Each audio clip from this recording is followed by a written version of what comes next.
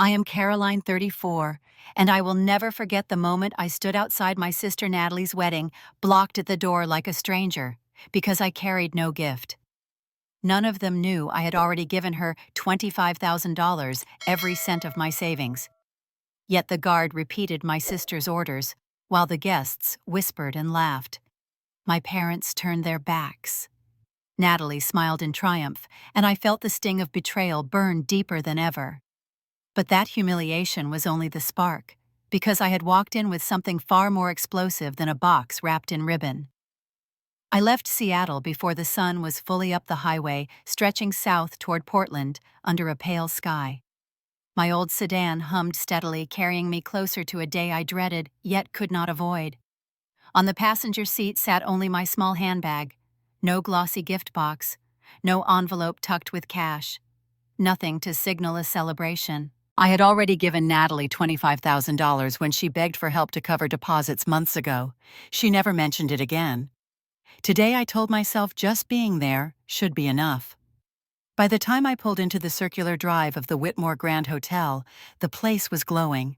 White roses climbed the pillars, strings of lights draped across archways, and photographers snapping shots of glittering guests. A Bentley eased to the curb. A couple stepped out carrying a silver-wrapped package, almost bigger than the woman herself. My stomach sank, but I straightened my back and walked toward the glass doors. Inside the lobby, marble floors gleamed under crystal chandeliers. A quartet played faintly from the ballroom. Women in sequined gowns floated by men in tuxedos lifted glasses of champagne. I blended into none of it.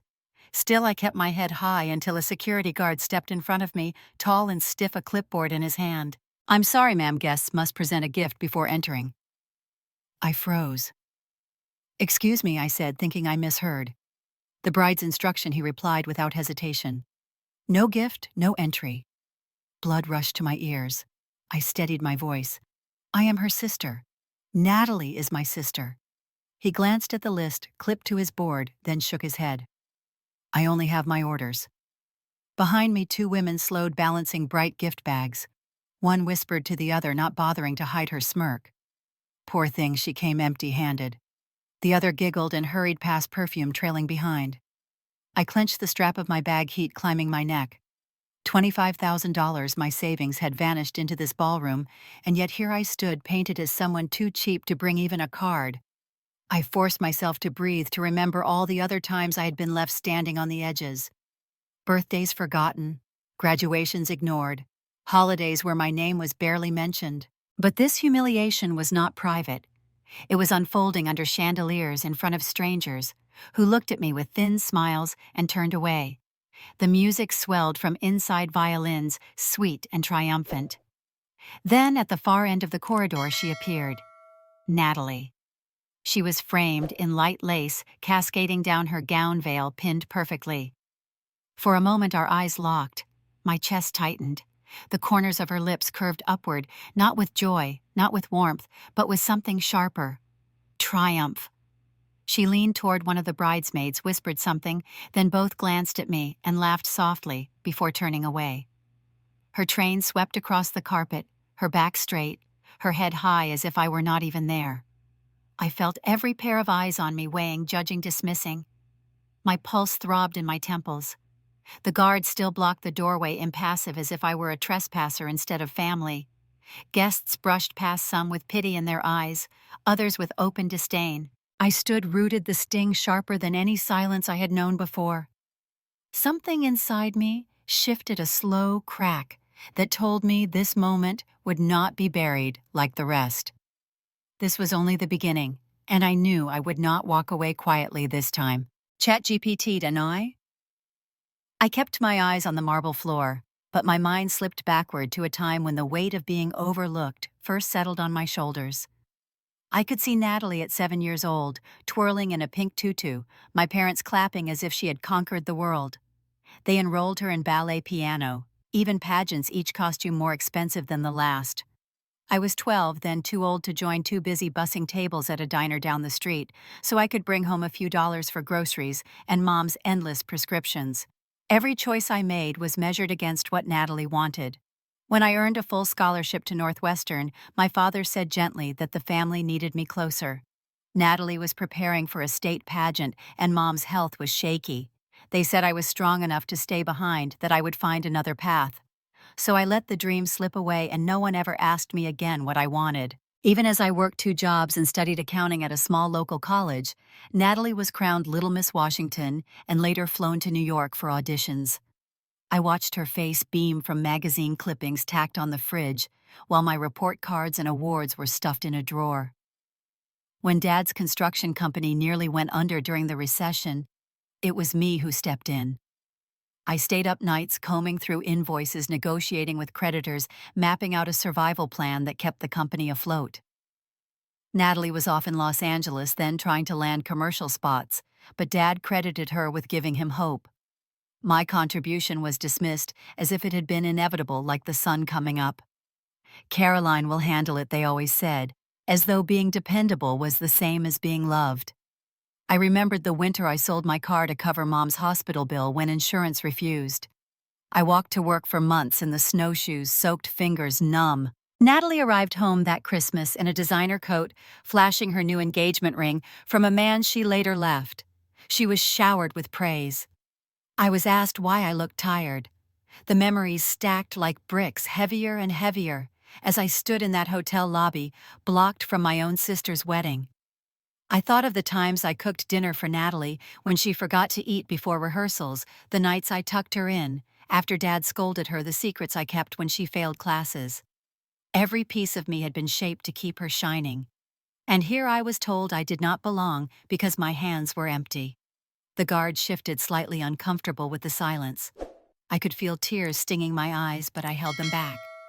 My chest rose and fell, slow and deliberate, while guests continued to sweep past with their glittering packages. One woman brushed close enough for me to hear her whisper to her husband that Natalie always deserved better company. My jaw tightened until I thought it might crack.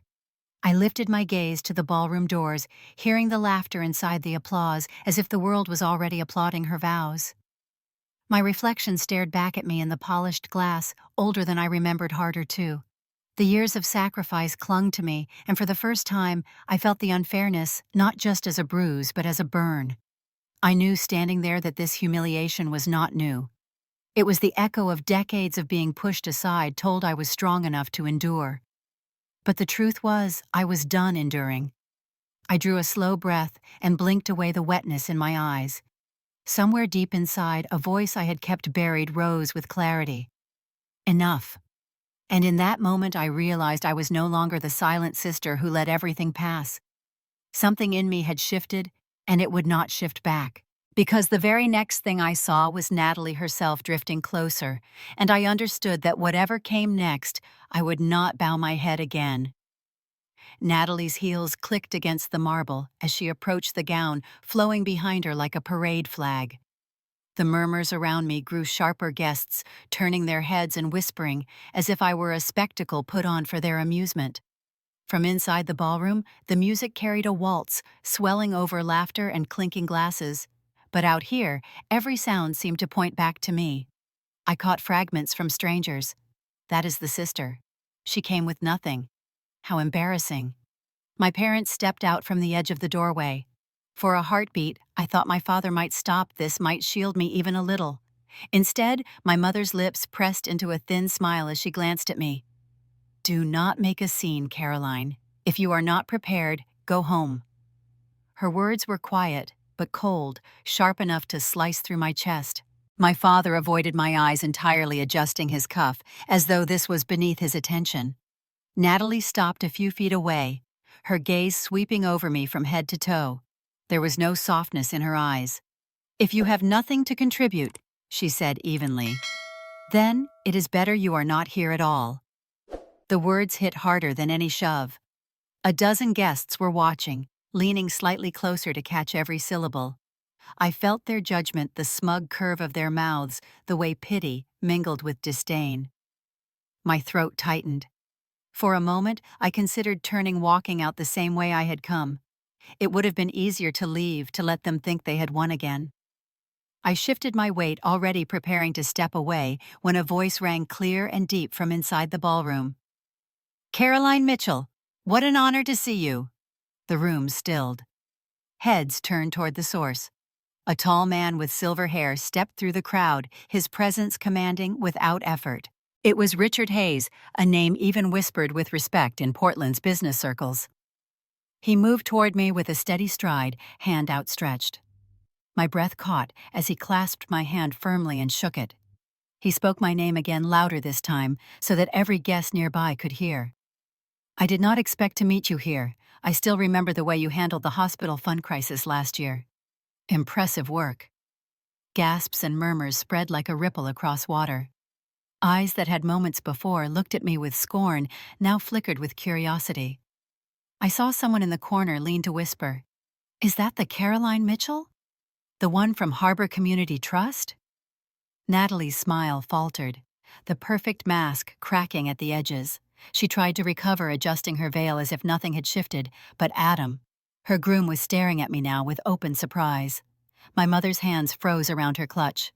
My father finally looked at me, his brow furrowed as if he had miscalculated. I held Richard's hand a moment longer, his warmth steadying me. The humiliation still stung, but for the first time that night, I felt the balance of power begin to tilt. The guard at the door stepped aside uncertainly, waiting for a signal. Around us, the whispers swelled, people leaning in to catch what might come next. Richard released my hand and gave a small nod, as though passing me the floor. The air thickened, anticipation pressing against my skin. I lifted my chin, heart pounding. Every instinct screamed at me to shrink, to disappear, as I had so many times before. But not this time, because now all eyes were on me, and I was ready to make them see more than they ever expected. Richard's voice carried easily over the low hum of the crowd, steady and sure, drawing every ear in the hall. He spoke of the year the Portland General Hospital nearly shuttered its doors, of how chaos loomed until an outside advisor stepped in. He turned toward me with a proud smile and said that woman was Caroline Mitchell. I felt the words roll through the space, shifting the air itself. Guests leaned closer, murmurs rising like the rustle of dry leaves. Someone near the doorway whispered, "I thought she was just the forgotten sister." Another answered, "She saved that hospital." My name, once ignored, now passed from mouth to mouth with curiosity instead of pity. I caught Natalie's face across the polished floor. Her lips were curled into a brittle smile, but her skin had drained of color. She adjusted her veil with hands that trembled almost imperceptibly. For years, she had built herself on being the star, the one our parents paraded forward. Now the spotlight had turned, and it was searing. Adam stood beside her, tall in his tailored suit, eyes fixed on me in disbelief. Finally, he turned to Natalie, his voice sharp enough to carry. "Why did you never tell me this?" His question was not gentle. It was an accusation. Natalie laughed lightly, though it cracked at the edges. "It was nothing. Just a small project Caroline handled once. Nothing important." She waved her hand dismissively, but her eyes darted toward the guests who were still murmuring. Adam's gaze did not waver. "Nothing important," he repeated slowly, as if testing the words. His jaw tightened, and I saw the first fracture in the image they had tried to present. For a moment, I let the silence work. I let them feel the weight of truth that had been buried too long. My chest rose with a steadier breath than I had taken all night. Richard stepped back, his part done, and left me standing alone in the circle of expectation. Dozens of eyes pressed on me, waiting, questioning, demanding more. I lifted my chin, meeting them head on, my voice carried without strain. "I do have something for my sister tonight, but it is not wrapped in a box, and it is not the kind of gift you can set on a table." The room stilled. Even the music from the ballroom seemed to quiet the quartet's notes, fading into nothing. A collective pause, settled breath, held anticipation heavy. Natalie's hands clutched at the lace of her gown, her composure slipping further with every second I spoke. She looked at me with a flicker of panic masked by defiance. My parents, standing just behind her, shifted uncomfortably, their smiles brittle and forced. I let my eyes sweep across the hall, past the chandeliers, the gold trim, the perfect flowers, and rested them finally back on Natalie. The same girl I had once defended in schoolyards, the same woman who now looked at me as if I were a threat she had never expected. The tension grew tighter, thick enough that even the servers paused with trays in hand. The air was ripe with the need for the next word, the next act. I smiled steady and calm. What I have is far more meaningful than any ribbon or bow. The murmurs returned hushed but electric, a storm waiting to break, because the truth was about to step into the light, and I could feel the ground shift beneath all of us as the moment drew near. I lifted a hand toward the stage, and the technician standing near the sound booth glanced at me with uncertainty. I gave a single nod. A low hum filled the room as the projector flickered to life, casting pale light across the ballroom wall. The chatter dimmed until there was only the rustle of fabric and the faint clink of a glass being set down. The first slide appeared a bank transfer dated in bold numbers. My name, Natalie's account. $25,000 sent in one transaction. Gasps moved through the crowd like a ripple. Another slide followed an email chain with the hotel manager, my email address on every line, my signature at the bottom of the contract. Then came the florist agreement, the catering deposit, the venue reservation, each document marked with my name. I let the images roll slowly one after another, each more undeniable than the last. My voice was calm, steady.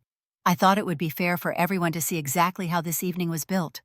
The murmurs turned sharper. I heard someone near the front whisper, "She paid for all of this." Another voice answered, "And they would not even let her inside." Across the room, Natalie's face flushed scarlet beneath her makeup. She clutched Adam's arm, her nails digging into the fabric of his suit. "That is nothing but a loan." She snapped, her voice rising higher than she meant. "Do not twist this into something it is not." Her protest fell flat against the images still glowing behind me. The truth did not need my defense. I stayed silent, my hands resting lightly on the microphone, my eyes steady on hers. That silence cut deeper than any words. Natalie shifted her breath, quickening, her smile cracking in pieces. She looked to our mother, who avoided her gaze. Our father's jaw was set tight, his expression unreadable. The room pressed in around her, no longer applauding, no longer admiring. I heard someone further back mutter, "How could she treat her own sister like that?" Another guest shook his head and said, "The groom deserves to know what kind of family he is marrying into." Adam's face had turned ashen. He stared at the glowing contracts, then at me, then back at Natalie. She tried to speak again, words tumbling out fast and desperate, but they sounded hollow. I did not raise my voice. I did not argue. I simply let the documents fade one by one until the screen dimmed again and the ballroom filled with the weight of silence. My heart beat steady, louder in my own ears than any applause could have been. I drew a breath and lifted the microphone. My tone was soft, but carried to the farthest corner. "And this," I said, "is only the beginning." A shiver ran through the crowd. Heads leaned closer together, whispers darting like sparks catching dry wood. Natalie's lips parted in panic, but before she could speak, the sound of a chair scraping against the floor drew every gaze to a new corner of the room. "ChatGPT, Danoi?" Rachel rose from the back, her hands trembling as she held out her phone toward Adam. Her voice quivered but carried in the silence. "You need to see this." Adam frowned, taking the phone. The screen glowed against his pale face as he scrolled. The room seemed to shrink around him, every eye fixed on the man who was supposed to pledge forever that night. His lips parted as he read, his voice raw. "So it is settled, Natalie. Once the papers are signed, the Langstons' money is ours." A murmur swept the guests, sharp and disbelieving. Adam's hands tightened on the phone. He read another message, his voice shaking. "I do not even love him. This is about legacy status and what he can give me." Gasps echoed against the vaulted ceiling. Someone dropped a glass, the shatter ringing out like a gavel. Natalie lunged forward, her face twisted. "That is fabricated. It is a lie." She jabbed her finger toward me. "She set this up." Adam's jaw clenched. His voice cut through her protests. "Did you ever love me, Natalie? Or was it always about what my family name could buy you?" She faltered. eyes darting, lips moving with no words at first. Finally, she spat. "You were convenient. You believed whatever I told you." A sick heaviness spread across the room. Mothers covered their mouths. Fathers shook their heads. Adam's breath came heavy, shoulders squared, as though bracing himself against a storm. Natalie's desperation turned vicious. She snapped at me, her voice shrill. "You could never stand me having more. You have always been jealous. That is why you did this." I did not move, my silence sharper than any denial. The crowd had already chosen what to believe. Adam looked at me once, then back at her. His voice was lower now, dangerous in its steadiness. "I thought I was marrying a partner, but all I see is a liar." Natalie stepped closer, grasping for his hand, but he pulled away, the gesture final. He lifted the microphone from its stand, the metal scraping loudly. His eyes swept the hall, meeting the stunned faces, the flashing cameras, the whispers that had swelled into a roar. His voice was clear, cutting through the noise. "This wedding is over." The words dropped like stone. Gasps turned into silence, the kind that left the air brittle. Natalie's bouquet slipped from her hand, petals scattering across the marble floor. I stood still, my chest rising and falling, knowing the night was far from finished. Because when power shatters in public, the pieces never land quietly. The ballroom erupted into chaos. Chairs scraped back, voices overlapped, and the polished calm of the evening collapsed into noise. Some guests hurried toward the exits, unwilling to be part of the spectacle, while others pressed closer, hungry to see every second of Natalie's unraveling. My parents stood frozen near the front. My mother covered her mouth with a trembling hand, her eyes darting to the crowd as if searching for a way to disappear. My father's shoulders slumped, his gaze locked on the floor. Neither of them spoke. Their silence felt heavier than the noise around us. Natalie crumpled near the stage, mascara streaking her cheeks, clutching at Adam's sleeve, though he had already turned away. Her cries filled the cracks of the silence between bursts of murmurs. Nobody moved to comfort her. The admiration she had built so carefully had vanished in the span of minutes. Richard Hayes pushed through the onlookers and reached me. He laid a firm hand on my shoulder, steady and sure. His voice rang out over the restless whispers. "This woman," he said, "is someone I would trust in any partnership." Heads turned, and I felt the shift again, the tide of respect pulling toward me. Across the room, Adam's uncle, a man with the same sharp jawline, rose from his seat. His words were plain but strong. "She is the only one in this family worthy of honor." Applause broke out, hesitant at first, then spreading in ripples. Some clapped politely, others with conviction, and I felt the weight of the room bend toward me. I walked toward the stage, each step deliberate, the sound of my heels echoing in the fractured silence. Natalie's sobs followed me, but I did not turn. The stage lights burned hot on my skin as I reached the podium, the microphone waiting like a blade. I bent and lifted the leather folder I had carried in with me, my fingers brushing against its edge. The applause died quickly, replaced by a thick anticipation. The crowd hushed, leaning forward, eyes narrowing, breaths held. I could feel the tension coiled and sharp, pressing into the air like a storm about to break. I held the folder in front of me, its weight heavy, not just with paper, but with years of being ignored, erased, dismissed. My chest rose and fell, but my voice came clear. "There is one last truth everyone here deserves to know." Gasps broke the silence. Natalie let out a strangled sound, part sob, part protest, but her words were swallowed by the collective focus fixed on me. I set the folder down on the podium and let my hand rest on its cover. Around me the chandeliers sparkled as though the entire room had been suspended, caught between what had already been lost and what was about to be revealed. And I knew in that fragile pause before I opened those pages that the night's most devastating blow had yet to fall. I opened the folder slowly, the crackle of paper loud in the silence. The first document gleamed under the light, signatures stamped clearly in ink. My name. The Mitchell Family Holdings.